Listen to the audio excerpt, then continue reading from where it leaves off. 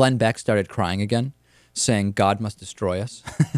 This was related to the FDA's proposal to make Plan B, the birth control, the morning after pill, over the counter. And Glenn Beck did one of his, this is, by the way, from rightwingwatch.org. They're doing fantastic work keeping tabs on Pat Robertson and Brian Fisher and Glenn Beck. So check that out, rightwingwatch.org.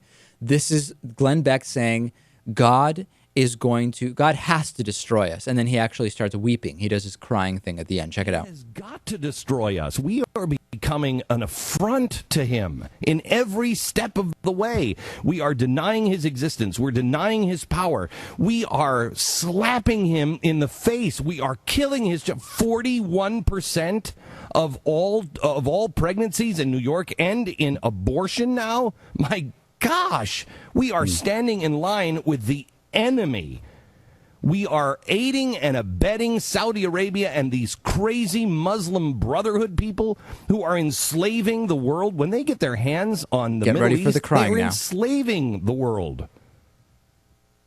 Boy, I don't think he can trust us at all. Please, Lord, remember the faces of those, please, that are trying to do the right thing. Here it comes.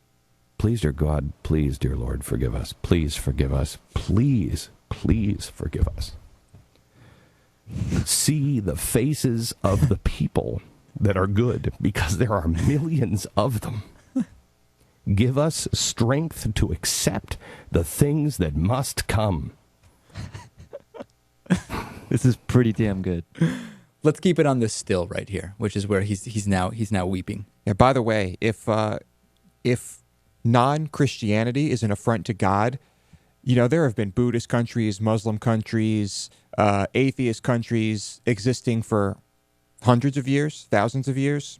How come God hasn't destroyed those places? Well, I want to remind people that we had the story, I don't remember if it was earlier this week or last week, which correlated mental illness and belief in an angry God, right? And Glenn Beck here is saying God must destroy us. God must be very, very displeased with what is going on here on this planet, and he must destroy us. So I would remind people of that study, correlation between that type of belief and mental illness. But also, is it going to be a little weird when Glenn Beck is Pat Robertson's age and he's still weeping and claiming that God's wrath is coming any day? Is that going to be weirder, or will it be just equally weird, or will we be more desensitized to it by that time?